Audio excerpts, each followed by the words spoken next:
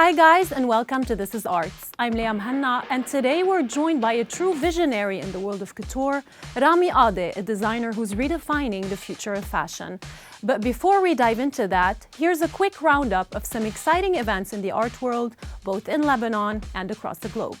In LA, the Academy Museum of Motion Pictures hosted a special screening of The Thing, the 1982 American sci-fi horror film directed by John Carpenter. During a talk at the event, Academy Award-winning filmmaker Bong Joon-ho casually asked John Carpenter to score his next horror film, and Carpenter said yes. This makes his return to major film scoring after completing the Halloween reboot trilogy. In London, a new exhibition is shedding light on the lesser-known side of Victor Hugo's artistic life. Astonishing Things, the drawings of Victor Hugo has opened at the Royal Academy of Arts, showcasing the iconic author's passion for illustrations. While Hugo is best known for works like Les Misérables, his drawings of castles, monsters, and seascapes reveal a different side of his creativity. In Beirut, Galerie Janine Erbez has launched an exhibition by Lebanese artist Leila Jraidini entitled Boabab, the Tree of Life. In her work, Jraidini uses stitching, weaving, and painting to honor the magical beauty of these majestic trees, capturing their significance in a stunning display of artistry. And that's a wrap on our roundup.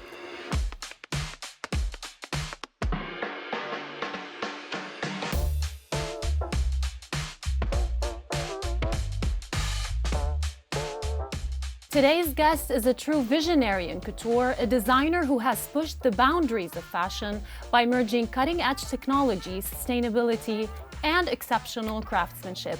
With every creation, Rami Kadi reimagines haute couture as both an art form and a statement of responsibility towards the planet, proving that the future of fashion can both be conscious and luxurious.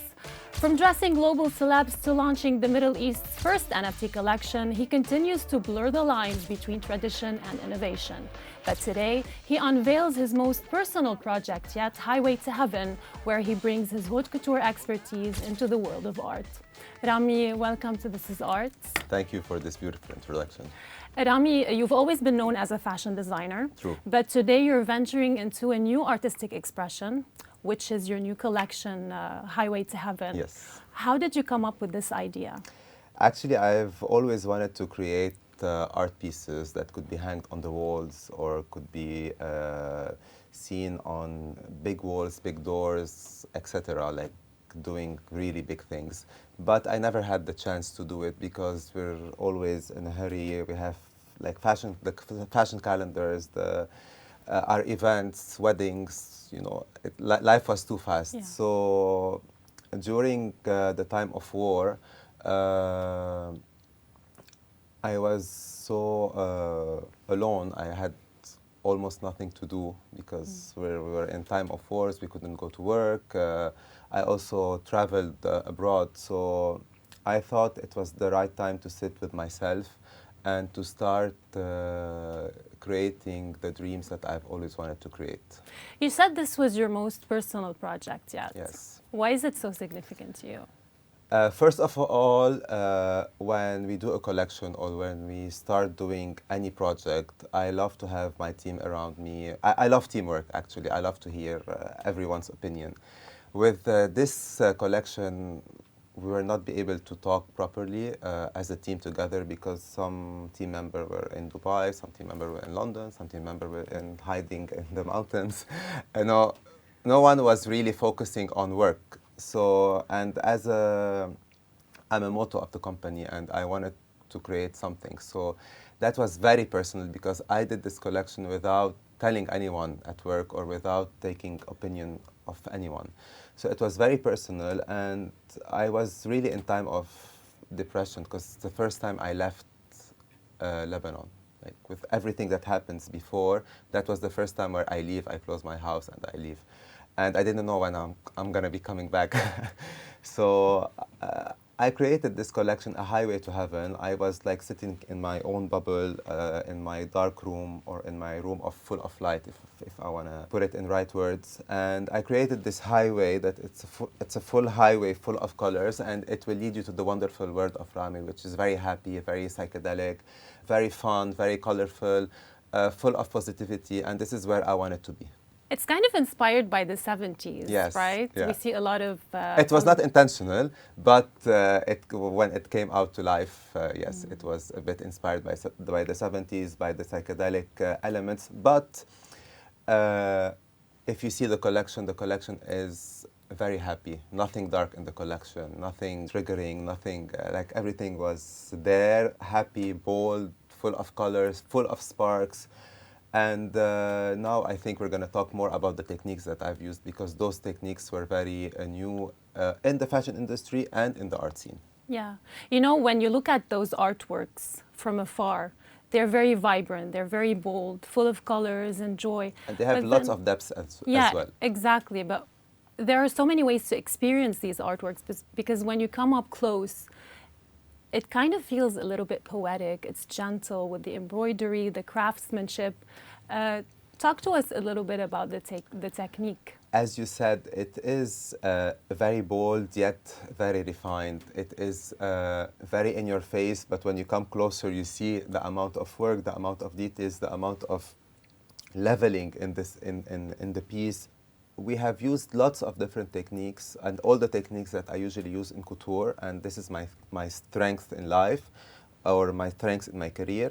So we have used those techniques like French knots, raffia threads, crystals, Wow. beads, different layering, different shades of colors.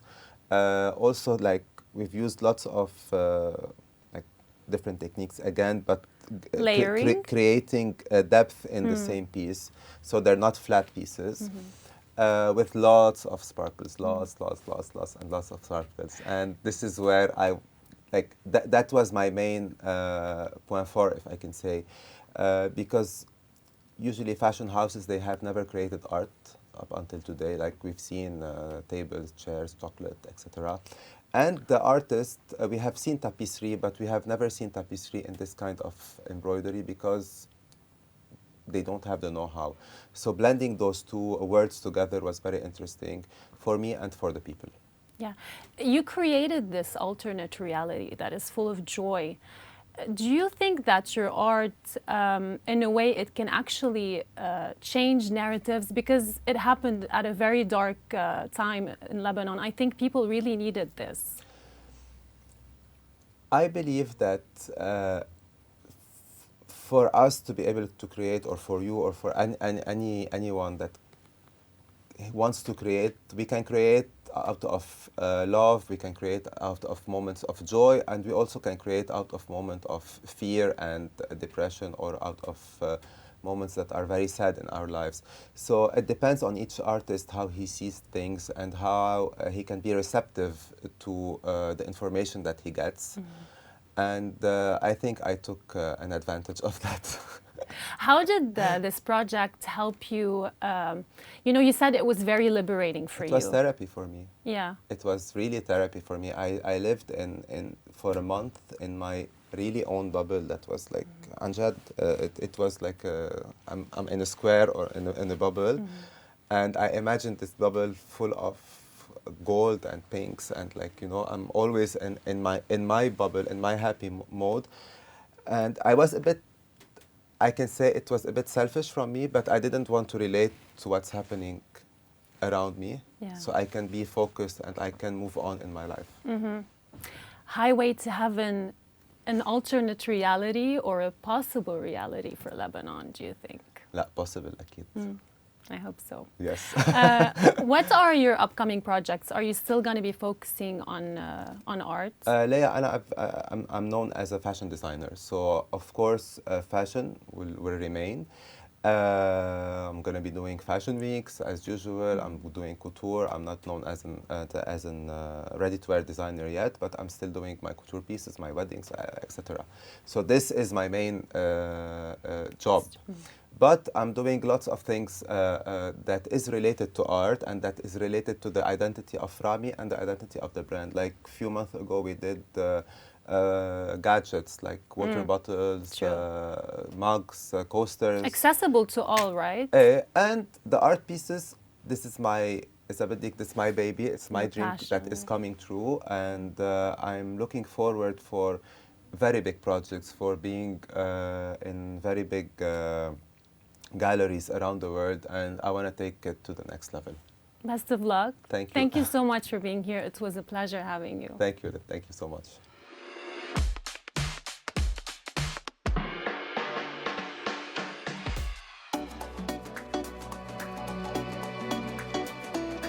Did you know there's a restaurant in Beirut where architecture, art, and food come together to create a one-of-a-kind experience? This is Father and Bun. One of its standout features is a massive hand-painted 3D fresco. Initially AI-generated, it was then brought to life by artist Habib Khouri, adding depth and character to the space. تتنفذ الأبعاد الثلاثية بدأ شخص محترف اللي بيتفرج على هالقطعة عم بيشوف تقنية وجو حميمة لموقع شرب وسكر وفرح. بس يزيد الإنسان السكر بحس حاله مخدر بصير يطلع ويطير عن الأرض. Father and Bun was also designed with Nordic mid-century aesthetics. The clean lines, warm wooden textures, and carefully curated details make the space feel inviting, intimate, and timeless. What we wanted to achieve is that you walk in, you feel like you are in a designer's living room bar. With the window to the chef, you have access to the chef. With the light, we worked with PS Lab, and we try to achieve a holistic experience that has music that goes from to. So it takes you on a journey from having a pre-drink to having your world-class dinner and to even wanting to stay longer and have another bottle of wine. Catering to well-traveled patrons who appreciate fine cuisine and city energy, the food blends innovation with tradition, pushing the boundaries of what a meal can be. Father and Bun isn't just a restaurant, it's a cultural experience.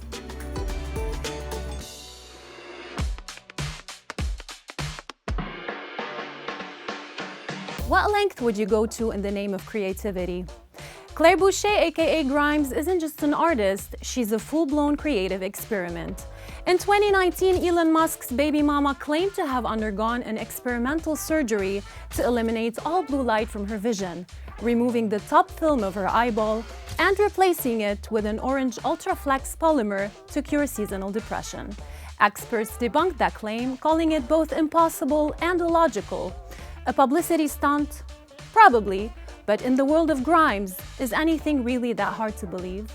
The lengths she'll go to for creativity are beyond unconventional. She's meditated for hours inside a sensory deprivation tank, training herself to lucid dream, or as she calls it, astrogliding to other dimensions. She's described her voice as a tool not entirely her own, but a channel for otherworldly energies when she sings. Then there's her AI-generated lullaby, scientifically engineered to rewire the human brain for better sleep. Her rituals? A 20-minute screaming session to maximize vocal proficiency, followed by a round of sword fighting with her trainer.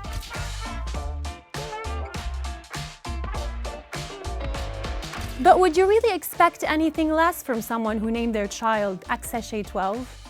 That's it for today's episode. I'll see you in 2 weeks. Stay inspired.